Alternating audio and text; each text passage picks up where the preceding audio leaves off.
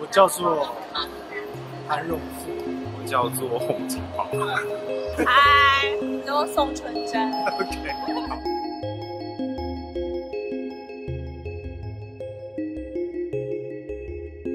我的前世叫做洪金宝，出生于西元1836年，出生地中国江南。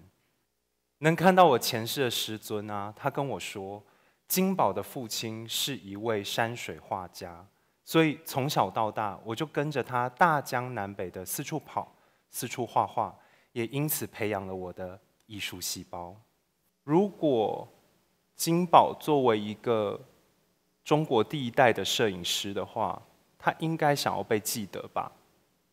于是我就决定要在百度百科上面创建一个词条。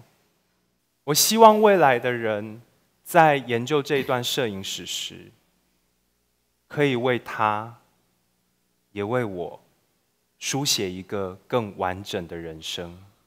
是西元1839年出生，是一个戏旦团的团长，演员唱歌跳舞，共有49名员工，在上海是一个有名气的春筝戏旦团。我一到上海，我想要做的第一件事情就是我一定要翻遍当时的演员名单。我认为我一定可以找到宋春真，因为她应该还算是小有名气吧。我就在想，我到底是在怎么样的一个神秘的夹缝里面求生存呢？1835年出生在云南，3岁时因为父亲经商的关系，我们全家搬到了江苏。所以我父亲因为战争的关系，他不得不选择另外一个地方居住，那就是上海。但当时的上海其实也不是非常的平静。好在我父亲做的生意是茶叶、布匹还有古董，累积了够多的财富，所以能够在当时的乱世里面有一个安身立命的地方。人类以为自己不断的在进步，不断的除魅，不断的破除迷信，但可能根本没有。我们以为我们活着是依赖科学、依赖理性、依赖理科太太，但或许我们真正依赖的是一连串的神迹与奇迹。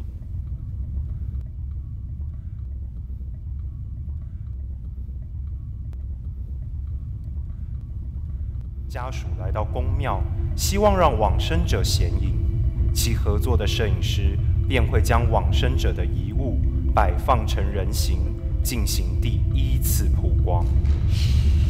等到他日在宫里办法事，再进行第2次曝光，往生者便会出现残影，如鬼魂飘荡，而神迹也跟着展现。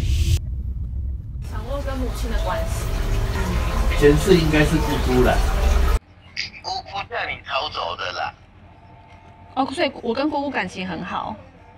对，姑姑说你不逃一定会有事啊。姑姑叫你赶快逃走，劝你赶快离开啦，不然会有杀身之祸啦。今朝老唔好意思啊，叫侬等了介许多辰光。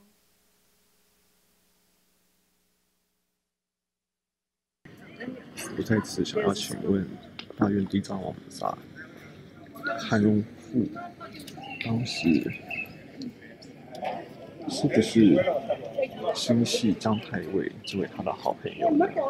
我在此用2枚铜板，想要询问地藏王菩萨，如果姜太尉是韩荣富心里面最重要的伙伴，希望能够请地藏王菩萨用2枚铜板指引我一正一反，给我一个答案。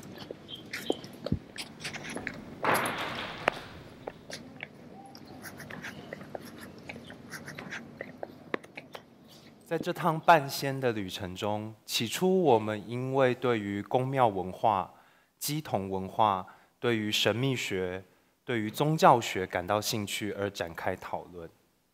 在过程中，因为碰触了很多基本价值的信仰，有很多的争执与吵架，也伴随着很多的提问与困惑。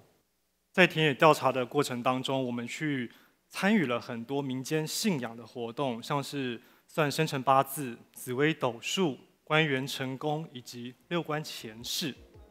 那是一个在新竹的灵媒老师，我们称他为陈师尊。他天生通灵，不需要起机，便可以自然地接收所有众神明降下来的资讯。他告诉我们3位上辈子都待过上海。虽然寻找前世的路很坎坷，但只要有心就能走得到。嗨，我们现在人在桃园国际机场，我们即将前往上海。为什么要前往上海？我们要去找我们的前世。对，我们要去找我们的前世。然后好巧不巧，我们3个人前世居然都在上海。